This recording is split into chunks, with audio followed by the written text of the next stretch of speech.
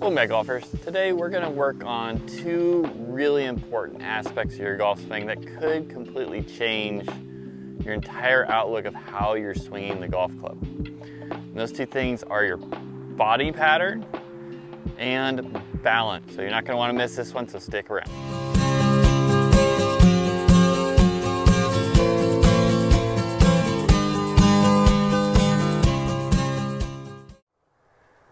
All right, so before we get into the lesson, we need to understand how our bodies work athletically and biomechanically through athletic motion.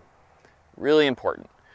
So if you were going to throw a ball or any type of movement where you got to create power and rotation in it, especially from a side on like in a golf position, we work the body into what we would consider an X formation. So when we engage this foot, we'll engage our arm up here. When we engage this foot, we'll engage our arm or this side of our body over here. And the reason why we do that is to engage our core. Because if we're doing it like this, and we're engaging one side of our body, and only one side of our body, and not engaging the other, then we're not really engaging the core very much, and we're just using upper body or lower body movement, and usually looks awkward. So today we're going to fix our balance issues in our body through body pattern awareness of how our body's functioning. All right, golfers, so the most beautiful golf swings that we admire out there have that opposite side effect, using their core to create a swing that functions very athletically, powerfully, and pleasing to the eye. Where most golfers get this wrong, so we're going to start out with where most golfers get this wrong, is the fact that your trail hand's typically your dominant hand. So when we grab a golf club and we want to make this beautiful golf swing, good finish and balance through finish, but because we're prone to wanting to use our dominant side, we are going to pull the club back using that side. And if we think of this as the pattern of our body, as we pull the club back with our trail arm, our lead side is going to start engaging the ground. This is why we see a lot of that fall into that lead knee. And you'll see the head even move a lot of the times forward, and you'll see the knee poke out that way. It's because you're dominating the first move through your trail hand. That's the first thing to look for. If you're watching yourself on video, it's a simple thing to miss, but it's an important part to focus in on to make sure you get it right. So the next thing we can look at is cause and effect from that trail arm taking it back. Trail arm takes it back, we fall into our lead side because it's a game of opposites. If we are moving both right side and left side like this, like I said before, then you're not using your core. So I do see that often. That's usually the awkward swings you see, the people who are like, oh man, my swing's so bad. It's usually the people who have parallel working sides of their body with what is dominating.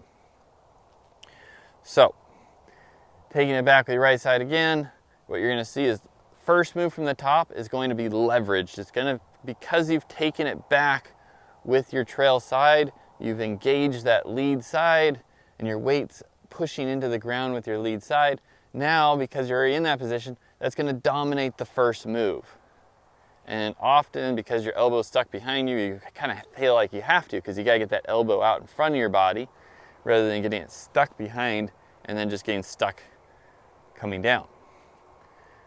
So we're in that pattern of what we don't want already. So right side's dominating, we're into that lead side, now we're spinning through our lead glute, now we come into it, and once we get down far enough, our body goes, oh no, and then it starts to shift. And you often see the head go back, or you see the spin through the trail glute to start shifting back into the back foot. When you start shifting into that trail foot, now that trail foot is your dominant planted foot, and then you'll switch which hand is dominating coming through. So you'll see the left elbow driving through, and that often creates the chicken wing position as we drive through. Or that elbow will be aiming out in front of you, and you'll just feel like you're holding on through there. Even if you feel like you're trying to push through that side, if you're pushing in through that trail foot, you're gonna feel that lead side, or you're gonna see that lead side dominating through to the finish, making it hard to release the club. So one of the biggest issues that comes from this opposite pattern and using your trail hand to initiate going back is then comes down to impact and finish. So when we're coming in and we're falling back on that trail side, we're dominating through our lead side. Now we're pressing weight into our back foot and we're balancing through our trail glute and our trail foot, pulling the impact further back and bringing the shaft more up and vertical, which is not going to help our impact position or our power or any of that. And then when you finish, you'll feel all this pressure in our trail foot rather than getting to that nice finish on our lead side, lead glute engagement. So when you look at your finish and you go, why do I keep finishing on my back foot? Well, it might not be that you just can't get there. It could be just the way that you're taking the club back. So the whole golf swing is a system of linked movements, one linked to the next. It's a chain of events that creates a sequencing of your body that gets you to the top, gets you to impact, gets you to finish. And if one link is out of place, then you have to manipulate through the rest of them. And it typically doesn't look good on video. It doesn't look good when you watch yourself swing, and the consistency will break down under pressure. So let's go over how we would ideally want to see the movement happen.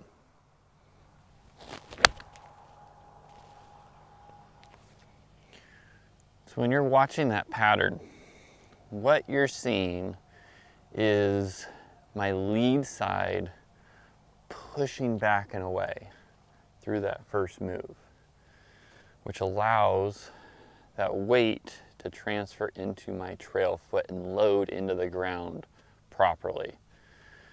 From there, in the backswing, I'm going to hold, I'm going to use that lead side again on the upper body, and I'm going to drive through the lower body of my trail foot. Now once I've made that transition, and I've now shifted and engaged that lead glute, now my trail hand is now going to take over and allow me to release, because now I've stabilized into my lead foot, and then I push through and release through my trail side, which allows for that effortless release feel. That's going to allow you to get the club back and work back to the inside, plus give you the feel of how that right hand should feel. It's kind of what we're trying always to get, is that side to feel like it's doing the work rather than, but the problem is you're trying to do it first move through the transition, so it never happens down there. So let's get into a few drills to help you get this feeling. So the first one I want you to do, pretty simple one. I'm going to have you grab the club in the middle of the club if it feels heavy. You can also grab it at the bottom of the club if the club doesn't feel heavy, but most of you who haven't been using their lead side too much will probably feel like this is kind of straining to just work through just the left side. So make it a little bit easier for most of you, and just go grab it in the middle. That works totally fine. So we're going to take it from your lead side, we're going to take it to the top. When we get to the top, pick up the foot, and then push through that transition. That's all we're looking to do. Take it to the top, pick up that foot, push into that transition. Just do that over and over and over, just to try to feel how that first takeaway should feel, how that transition using the foot should feel. And when we're doing that, your chest will stay back as you're rotating the lower body to create a good upper body, lower body separation. Once you get into that position and you've gotten that backswing, you've gotten that transition, hands still pretty high, butt of the club still there, holding on to all that lag, then we can put our trail hand on and then work onto the finish. At this point, our lead glute will engage. Our back foot should be light when we're staring at that golf ball flying away. And you'll feel that good solid balance where you're not falling into the trail foot. That's the ideal movement we're looking for. Lead arm, trail lower body, transition, lead glute engages, other hand will start to take over, release, stick it, back foot nice and light. So my second drill I'm going to give you, we kind of stepstone us closer to where we should be, is just trying to get that trail foot to start working. So we're going to combine two of my drills together. First one is a 1, 2, 3 grip drill. So we're going to grab, instead of gripping it with 3 fingers on that trail hand, we're going to go down to 1 finger, and it's a triple overlap with the rest. And then from there, we're going to pick up the lead foot and try to do all this work from the trail foot side, lead arm side. So should not try to dominate with this hand, should dominate with this hand on the backswing and transition. So we're going to go back, pick up, put it back down, and then work on through. Because you only have 1 finger in that trail hand, this is going to eliminate your ability to try to dominate as much through that side. So really feel that push. Getting closer, you can go down to, once you get the feeling, you go down to 2 fingers, and then you can go back to your normal grip. If you lose the feeling, it's a ladder drill, so go back to 2, go back to 1, 2, 3. You can go, figure it out till you really get that pattern down, and you start feeling that lead side pushing away and transitioning through the bottom trail foot.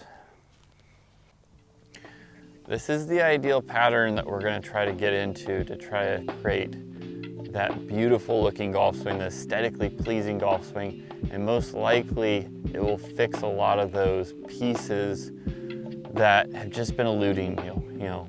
Early release, early extension, chicken wing, all those are probably symptoms of the first move taking back with your trail hand and then leading to poor balance of the finish, poor pattern change throughout the movement. So it's all manipulation. Golfers, I hope this video helps. And remember, if your feet aren't working, your swing's not working. Catch you guys next time.